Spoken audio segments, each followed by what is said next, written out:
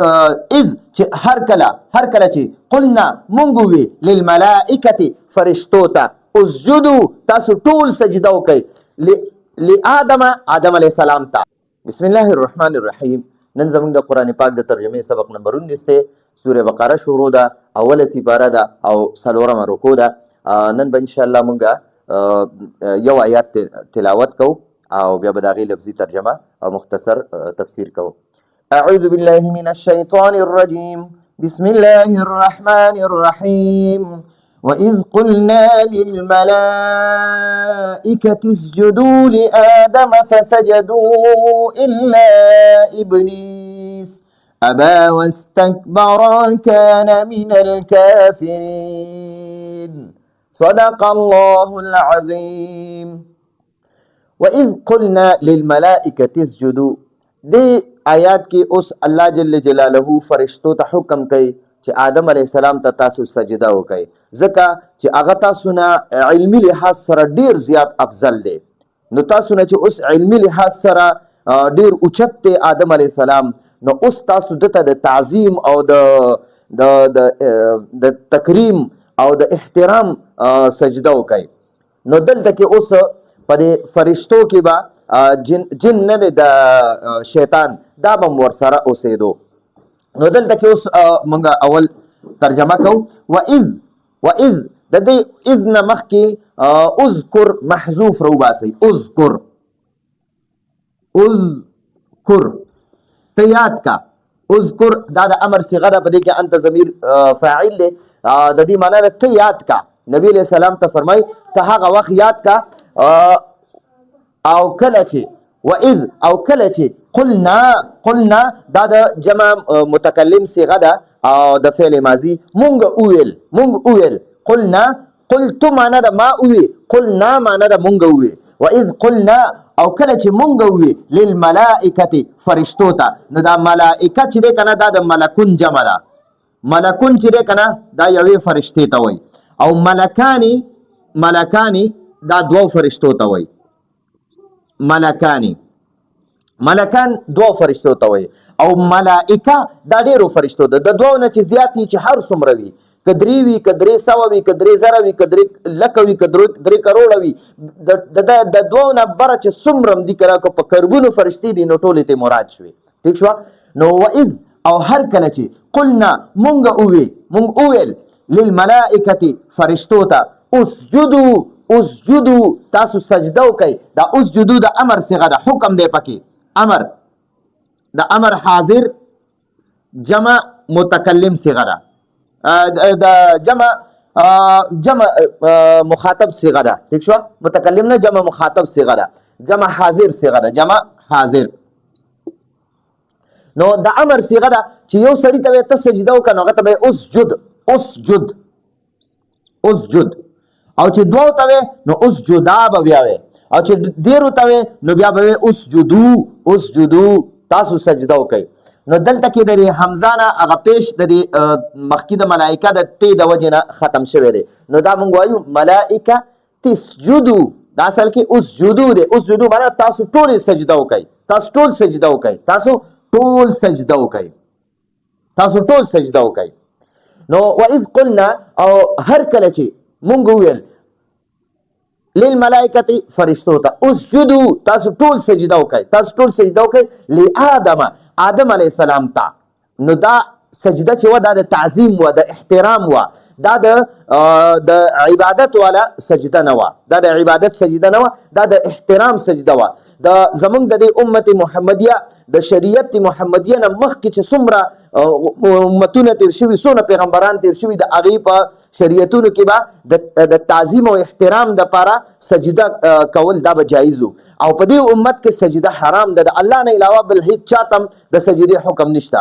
نبی علیہ السلام فرمایي که د الله نه علاوه بل چاته د سجدې حکم شوی وی نو ما به ښځو ته ویلي چې خپلو خاوندانو ته سجده کوئ. یعنې د خاوندانو دونه اوچته مرتبه ده، خو الله نه علاوه بل چاته هم د سجدې حکم نشته. نو دلته بیا یو اعتراض جوړیږي چې بیا آدم علیه السلام ته ولې سجده وکړه فرشتو؟ الله ولې حکم وکړو چې تاسو آدم علیه السلام ته سجده وکړئ؟ نو دلته کې لآدم د الی آدم په معنا کې دی. الی آدم چې مسجود له چې دی کنه هغه د الله ذاتو، مسجود له دا سجده الله ته کولو، او مسجود الیه چې دی کنه د کم طرف ته چې مخ کولو هغه د آدم علیه السلام ذاتو. لکه اوس مونږه چې کله نیت تړو نو مونږ وایو مخ مې د کعبې شریفې، مخ مې د کعبې شریفې. نو ګورئ دا مونځ مونږه کعبې ته کوو، دا کعبې ته مونږ دا مونځ کوو، صرف مخ هم اخوئ، نور مونږ مونځ د الله د رضا لپاره کوو، مونږ الله راضي کولو لپاره مونځ کوو، د دې بیت الله شریف د راضي کولو لپاره نه کوو، بلکې صرف بیت الله ته مونږ مخ کوو، مخ. ٹھیک شو؟ نو دلته کې وایي چې آدم علیه السلام ته صرف مخو، نور دا سجده الله ته وه. ٹھیک شو؟ نو اسجدوا لآدم، نو مفسرین وی سجود تحیت بالانحناء، دا د تحریم او د احترام سجده وا، دا د عبادت سجده نه وا. نو وی مونږ چې کله الله پاک فرمای و اذ قلنا، او کله چې مونږ ویل للملائکه فرشتو ته اسجدوا لآدم، اسجدوا تاسو سجده وکئ لآدم، آدم علیه السلام ته، یعنی مخم آدم علیه السلام ته نور سجده ما ته وکئ. لکه مخکې امتونو کې ما تاسو وی چې سجده جایز وه د تعظیم دپاره، د احترام دپاره، د تکریم دپاره، دغه د عزت دپاره به سجده دغه به و. دې امت کې لاس ملاول دي، غاړه ملاول دي، لاس کولول دي او سلام کول دي. نو دغه دي د دې امت د تعظیم او د احترام او د تکریم دپاره. پخوانی امتونو کې به عمدقه څنګه چې مونږ غاړه چا سره ملاوو یا لاس ملاوو یا دغه شانتې سلام کو، نو پخوانی امتونو کې به سجده وه. لکه څنګه چې یوسف علیه السلام خوب ولیدو چې یاره ما خپل ورونه انی رأیت 11 کوکبا والشمس والقمر رأیتهم لی ساجدین، ما 11 ستوري او یو نور سپوږمۍ ولیده چې ما ته سجده کوي. نو د 11 ستورو نه د یوسف علیه السلام 11 ستورو نه او د نور او سپوږمۍ نه مراد مور او پلار، نور پلار او سپوږمۍ مور وا. او بیا یوسف علیه السلام چې کله 40 کاله پس پیدا شو، نو بیا ماغه مور او پلار ورته سجده وکړه او دغه 11 سرونو ورته سجده وکړه. نو دا د تعظیم او د احترام او د تکریم او د عزت او د قدردانۍ سجده وا. دا د خدای سجده نه و چې خدای دا نعوذ بالله دا خدای له موږ ورته سجده وکړه، نه، صرف مخې هغه طرف ته، نور سجده د الله دپاره وي. ٹھیک شو؟ نو دا د تعظیم سجده دی امت کې بیا ختم شوه. اوس چاته هم سجده نشي کولی، نه د قدر او د احترام دپاره کولی شي، نه د الله نه علاوه بل هیڅ چاته هم سجده نشي کولی. نو اوس صرف دا مونږ چې کله مونځ کوو نو مونږ وایو یاره مخ مې د کعبې شریفې، چې صرف مخ مې قبلې طرف ته دی، نور زه سجده الله ته کوم، سجده زه الله ته کوم، زما معبود الله دی، زما مسجود له الله دی، مسجود له الله دی، مسجود الیه بیت الله دی، مسجود الیه بیت الله دی. یعنی زه چې سجده کوم مخ مې چا طرف ته بیت الله شریف ته وي، او مسجود له معبود مې څوک دی؟ الله مې معبود دی. ٹھیک شو؟ نو دلته کوم ته مراد هم دغه دی. نو اسجدو الله حکم وکړو چې تاسو ټول سجده وکئ لآدم، آدم علیه السلام ته. نو ما تاسو وی دا لام د اله په معنا کې دی چې صرف مخ د آدم علیه السلام طرف ته دی، نور سجده الله ته ده. فسجدو دا سجدو چې دی دا فعل ماضی جمع مذکر غائب صیغه ده، جمع مذکر غائب صیغه ده.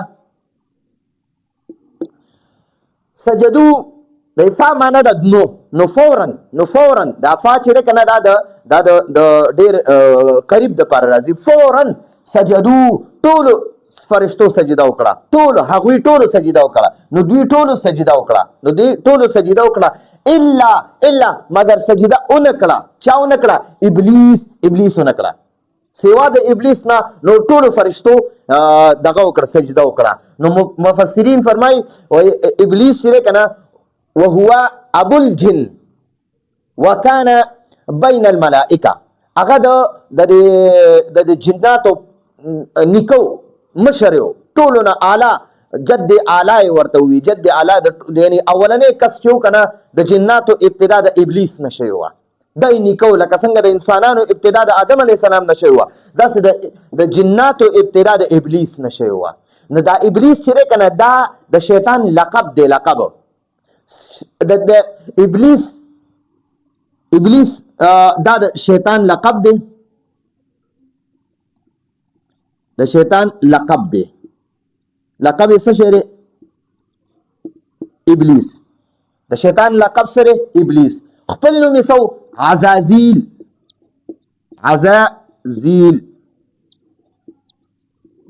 عزازیل نومو. ٹھیک شو.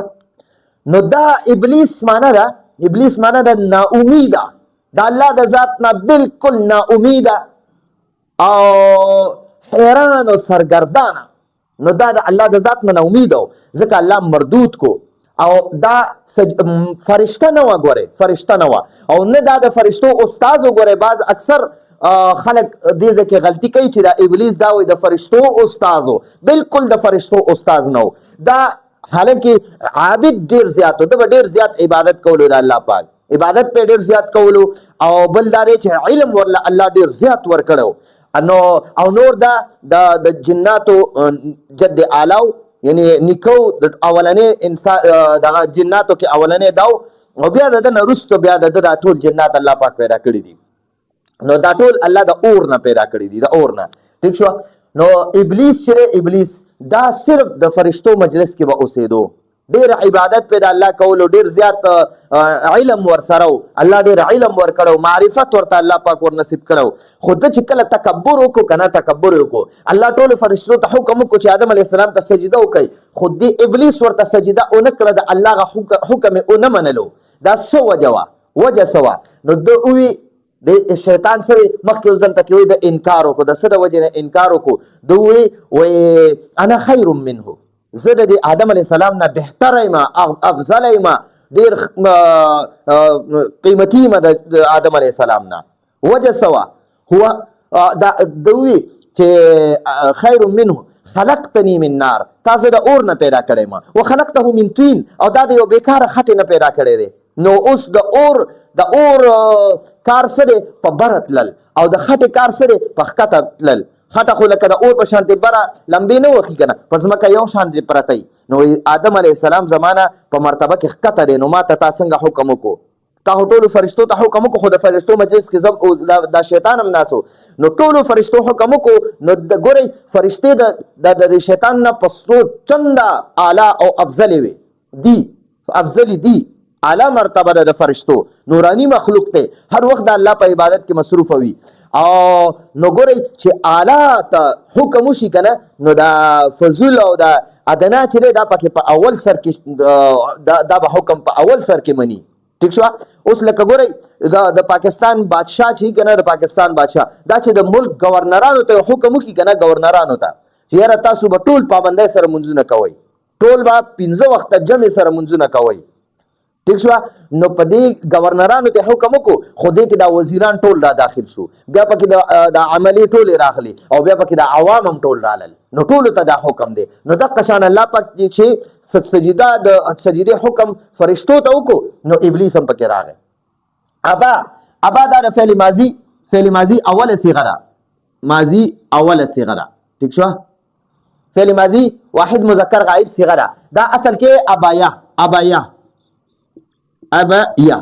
خدا د یا متحرک ته مخکې حرف باندې زبر دی، نو د یا نه د چې یو دا په الف سره بدل شو، دا ابا ویل کېږي. ښه، ابا هغه انکار وکړو، هغه یعنی هغه شیطان انکار وکړو، ابلیس شیطان وکړو. واستکبر، او هغه تکبر وکړو، هغه انکار وکړو د الله د حکم نه، او تکبر وکړو چې خلقتنی من نار، زه دې د اوره پیدا کړم، وخلقته من طین، او د آدم علیه السلام دې دغه نه پیدا کړی، د خټې نه پیدا کړی، نو زه څنګه آدم علیه السلام ته سجده وکړم؟ نو دا تکبر وکړو، تکبر.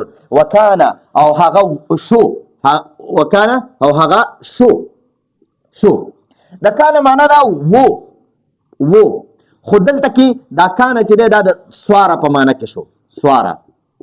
نو د دې معنا شو هغه شو من الکافرین فی علم الله تعالی، من الکافرین د کافرانو د ډلې نه شو، هغه د انکار کوونکو نه شو، د انکار کوونکو نه شو، چې اولنې انکار کوونکې دا شیطان دی چې د الله د حکم نه انکار وکړو. ٹھیک شو.